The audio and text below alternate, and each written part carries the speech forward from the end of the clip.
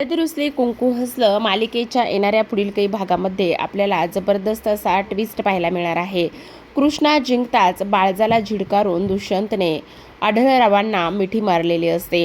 एवढंच नाही तर आता दुष्यंतने बाळजासोबत असलेले सर्व नातं सगळं काही तोडून आता तो आढळरावांचा ऐकणार असतो आणि बाळजाचं तोंड सुद्धा पाहणार नाही अशी शपथ आता इकडे जो काही दुष्यंत आहे त्या दुष्यंतने इकडे घेतलेली असते. आणि त्यामुळे मात्र बाळजाचा फारच मोठा पोपट आणि फारच मोठ्या गोष्टी इथे झालेल्या असतात. हे सगळं काही आपल्याला याच्या छोट्याशा ट्विस्टमध्ये जाणून घ्यायचं आहे, पाहायचं आहे. त्यामुळे व्हिडिओ हा शेवटपर्यंत नक्कीच पहा. तर आता प्रेक्षकांनो, आतापर्यंत आपण मालिकेमध्ये पाहिले की कशा पद्धतीने इथे आता कृष्णाने बाळजाचं खरं रूप सर्वांसमोर आणलं. गावकऱ्यांचे बरेच पुरावे दाखवल्यावर सुद्धा इकडे दुष्यंतचा विश्वास बसला नव्हता. पण जेव्हा मोबाईलमधील व्हिडिओ पाहिला तेव्हा मात्र बाळजाचं खरं रूप समोर आलं आणि बाळजाने सुद्धा सगळ्या गोष्टी ॲक्सेप्ट केल्या. आणि तेव्हा मात्र दुष्यंत आता इकडे बाळजावर भडकलेला असतो. तो म्हणत असतो, तुझ्यासारखी आई असण्यापेक्षा मी अनाथ असतो तर बरा झालो असतो. मी तुझ्या पोटी जन्म घेतलाय ह्याच गोष्टीचं मला फार वाईट वाटत आहे. का अशी वागलीस तू? अगं, माझा तुझ्यावर किती विश्वास होता. मी तुला देवासमान मानलंय. मी तुझ्यावर एवढा विश्वास ठेवलाय. एवढं सगळं काही मी तुझ्यासाठी केलंय. पण तू अशा पद्धतीने वागलीस. अगं, ज्या मुलीला मी इकडे माझ्या लेवलची समजत नव्हतो किंवा जी मुलगी माझ्या जवळसुद्धा उभी राहू शकत नव्हतो किंवा मी तिच्याजवळ जायचा सुद्धा विचार कधी केला नव्हता, त्या मुलीसोबत तुझ्या सांगण्यावरून मी लग्न केले. आणि मी तिच्यासोबत लग्न करून जेव्हा मी तिच्यासोबत आता संसार थाटण्याचा आणि तिच्या प्रेमात पडलोय, तर तू हसला हा घाणेरडा डाव केला होतास. ह्या सगळ्या गोष्टी मला आता इकडे सहनच होत नाहीत असं स्पष्टपणे आता इकडे दुष्यंत म्हणत असतो. त्याच वेळेला बाळजा म्हणत असते, हे बघ, ह्या असल्या सगळ्या गोष्टी ज्या आहेत ना, त्या सगळ्या गोष्टी तुम्हाला सांगायच्या नाही, समजलं? तू कोण आहेस? आणि त्याच वेळेला इकडे आता जो काही दुष्यंत आहे तो म्हणत असतो, अगं, पण तू किती चुकीची वागलीस. मला एक गोष्ट इथे समजत नाहीये. तू अशा पद्धतीने वागशील आणि हे सगळं असं होईल ह्या गोष्टीची मला कल्पनासुद्धा नव्हती. अगं कृष्णा एक माणूस म्हणून किती चांगली आहे. तू अक्षरशः तिच्या जीवावर उठलीस. कमीत कमी तू तेव्हा तरी थांबायला पाहिजे होतंस, जेव्हा तुला समजलं की तुझ्या मुलाचं तिच्यावर प्रेम आहे. ती आपल्या घरासाठी एवढं सगळं काही करते आणि तरीसुद्धा तू असं वागलीस तिच्यासोबत. आता मी तुझं तोंडसुद्धा पाहणार नाहीये. मला तुझी तोंडसुद्धा पाहण्याची इच्छा नाहीये. आजपासून मी तुझा मुलगा नाहीये आणि तू माझी आई नाहीयेस, असं स्पष्टपणे आता हे सगळं काही सांगण्यात आलेलं असतं. आता तो खोलीमध्ये जातो. खोलीमध्ये गेल्यावर कृष्णा त्याला समजावते.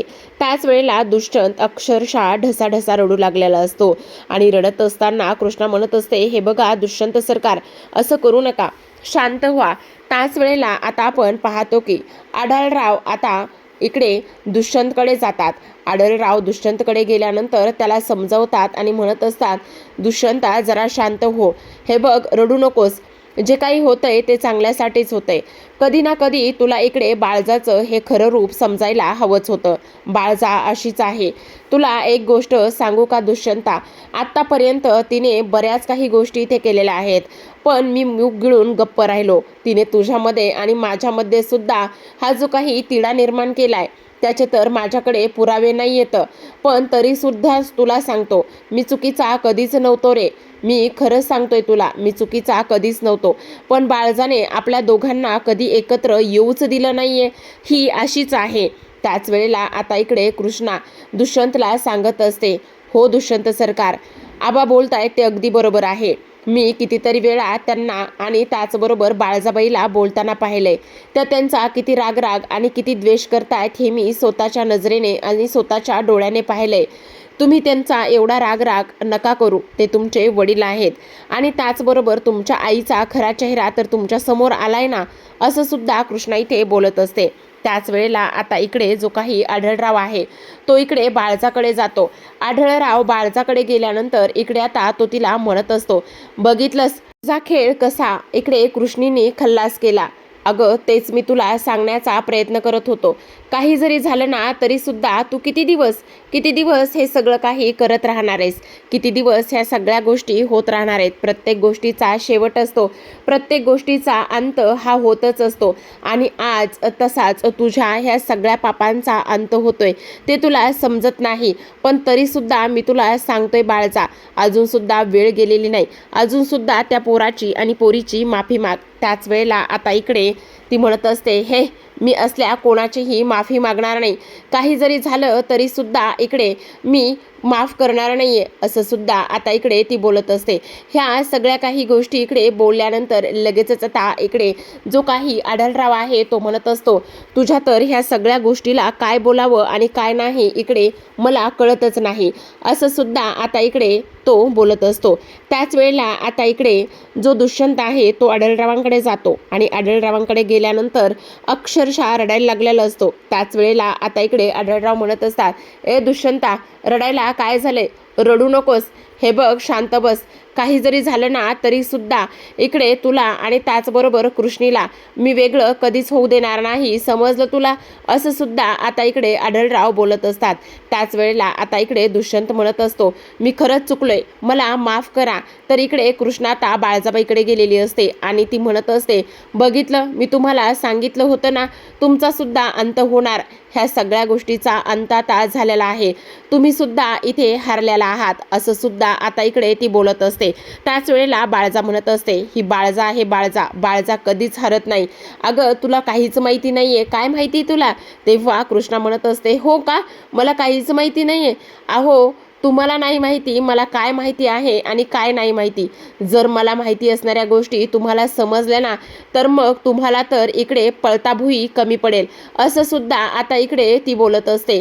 त्याच वेळेला आता इकडे बाळजा म्हणत असते, हो का, तुला असं वाटतंय मला पळताभुई कमी पडेल? असं अजिबातच होणार नाही. काही जरी झालं तरीसुद्धा इकडे माझा अंत अजिबात होणार नाही, असं सुद्धा आता इकडे ती बोलत असते.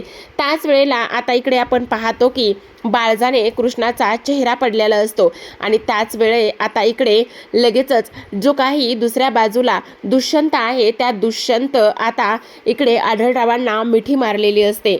एवढ्यातच कृष्णा आणि त्याचबरोबर इथे बाळजा ह्या दोघी जणी बाहेर आलेल्या असतात. दोघी जणी बाहेर आल्यानंतर लगेचच पाहतात तर काय, आढळराव आणि त्याचबरोबर इकडे दुष्यंत हे दोघेही जण एकमेकांच्या मिठीत असतात. तेव्हा मात्र इथे आता बाळजाच्या पायाखालची जमीनच सरकते. तेव्हा आढळराव इकडे बाळजाला इशारे करत असतात आणि सांगत असतात, बघितलंस, एक ना एक दिवस माझं पोरगं माझ्याकडे येणारच, हे मला माहीत होतं, पण ते तुला समजत नव्हतं. इथे मात्र कृष्णा जिंकलेली असते आणि बाळजा पुन्हा एकदा तोंडावर पडलेली असते.